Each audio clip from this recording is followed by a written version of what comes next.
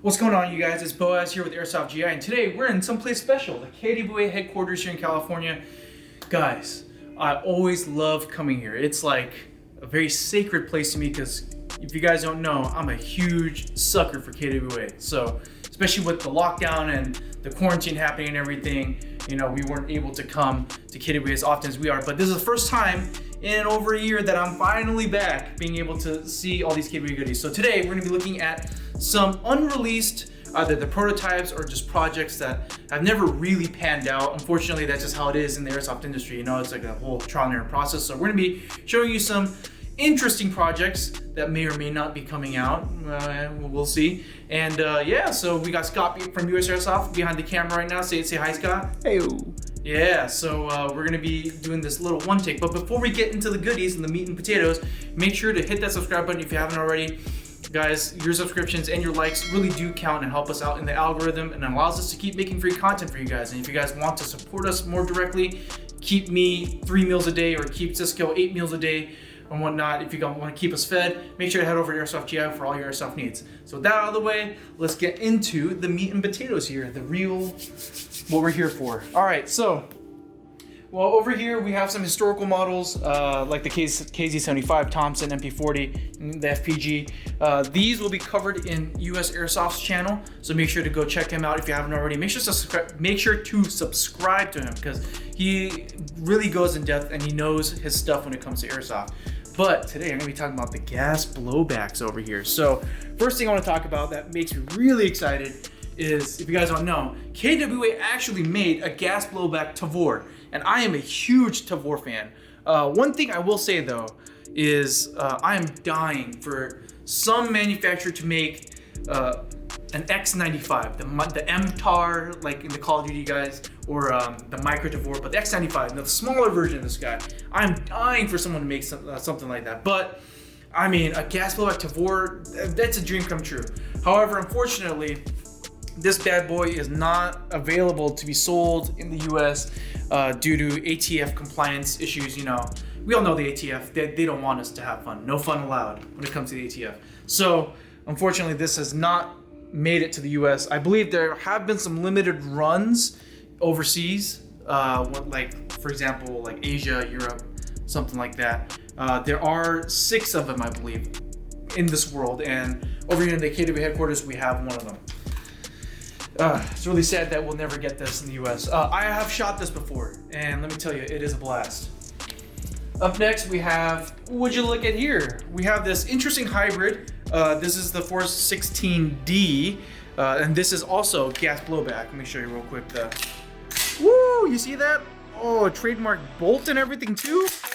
Look at that. Isn't that just beautiful? But it has an A5 furniture, which is sick. I love the A5 furniture. But as you can see, it's not an actual A5. It has the flat mag well. So all you PMag runners out there, if you guys still have them, unfortunately, you can't run it. But from what I've been hearing, this is a using the original Lm4 system. So it is compatible with most existing Lm4 parts out there. I guess the stock doesn't want to budge. Yeah, but as you can see, very much a prototype. Very much not really in production. And I'm not exactly too sure as to why they can't release this, because KWA does have official licensing by HK actually. But yeah, just don't know why they haven't released this yet. But yeah, I mean, this is sick. I'm not a huge 416 fan. I know Cisco's probably drooling watching this right now. I'm sorry, Cisco, but we're not gonna get this.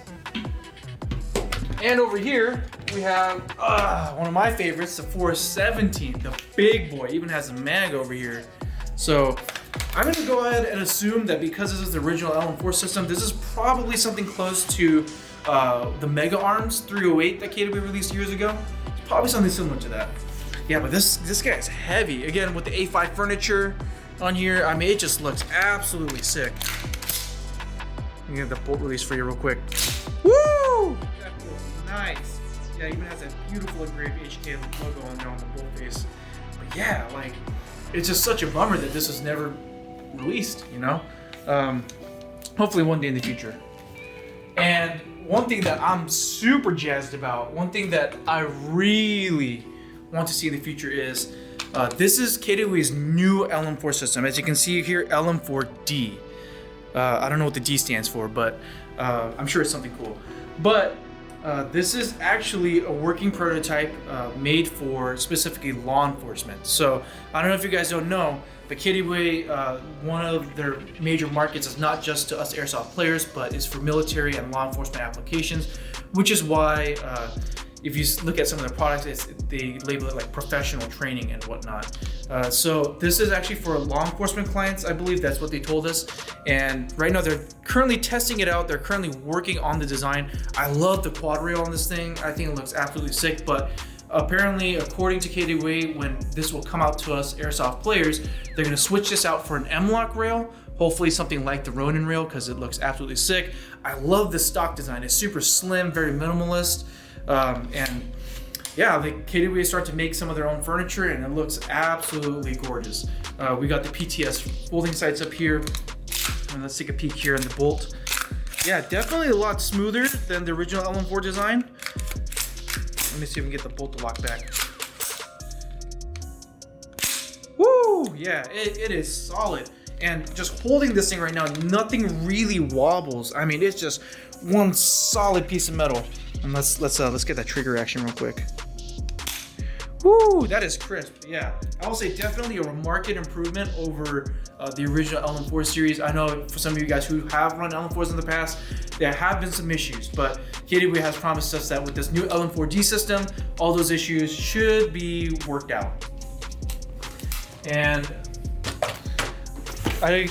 this is one thing that really surprised me right here. This is the KWA boys. It's for the boys, all right? They're Commando Km4c. So this is probably something that they released overseas, and I guess this is when they were like trying to get into their whole toy side of the market. It's like a little itty bitty commando for little boys, I guess. It comes with 0.12 gram BBs. You don't see that very often nowadays. Has this interesting magazine with a little windy wheel over here. So it's like their version of a high cap, I'm assuming. Let me see if we can get the trap door to open here. Yeah, you get a little trap door, a little high cap action right here. And if you look at it over here, they have a different KWA logo. So this is like one of the really old logos, and it's a sticker, so it's not painted, it's not engraved. Yeah, but this thing has like a retractable stock. It has a carrying handle, and one really unique thing about this is that it is powered by AA batteries. So I guess you put like 4 or 6 AA batteries in here, and technically it's an AEG. It has a working fire selector, so it can go semi and full auto. I'm assuming this thing shoots probably like less than 100 FPS, because again, it's for kids, right? But you put that mag in there and like you're good to go. I mean, not gonna lie, KWA, if you make something like this, like that actually shoots for like CQB, I'm sure all the speed stalkers would eat it up. But yeah, I had no idea that KWA has made something like this in the past, especially because they're based from Taiwan, out of Taiwan. They have a whole other market that we in the US are not really tapped into. And the last thing I want to show off is actually not a prototype. I'm sure most of you guys have seen this before. This is the 1911 DS, the double stack. This is their version of the High Kappa.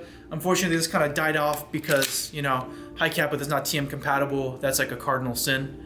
But the reason why I brought this out is because we have been told that KWA is working on some new pistol projects. So hopefully we can see some really cool pistol ideas come out from them.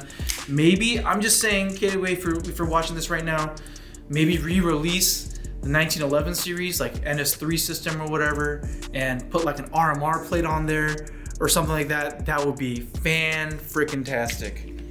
But yeah, that's pretty much it. Again, for the rest of these videos, like the FPG, I just want to try this once. Woo! Yeah, like something like this. This may or may not come out back in the future because rumor has it that Zev, the Real Firearms Company, actually decided to pick up the rights to something like this. And who knows, maybe PTS, because they have worked with Zev in the past, they might release something like this in the future, so keep an eye out. But yeah, stuff like the FPG, the KZ75, the MP40, and the Thompson, make sure to check out USAirsoft's channel. Scott is one of the YouTubers that we do support and sponsor. Go check him out. He makes some fantastic videos if you guys don't know him already, and he goes very much in depth into the history of airsoft collectibles such as these. So yeah, so this is Boaz from Airsoft GI. Make sure to always stay subscribed and hit the bell notification icon to get notified every time we upload a new video. We upload every Wednesday and Friday with live streams on Thursdays. And if you guys want to support us directly, make sure to stop by at airsoftgi.com for our airsoft needs. This is Boaz signing off from the KWA headquarters. We'll see you next time. Hey guys, Scott Hollenbeck here of USAirsoft, and we have a Troy Echo 1 M4. And we got 6 cans down there at about 25 feet, and I'm gonna see if I can knock them all down without missing once after hitting the first one. So let's see how well we can do. I got halfway through, but I'm sure you guys can do a whole lot better. So post your results, and maybe we can get your video in the next Airsoft GI video.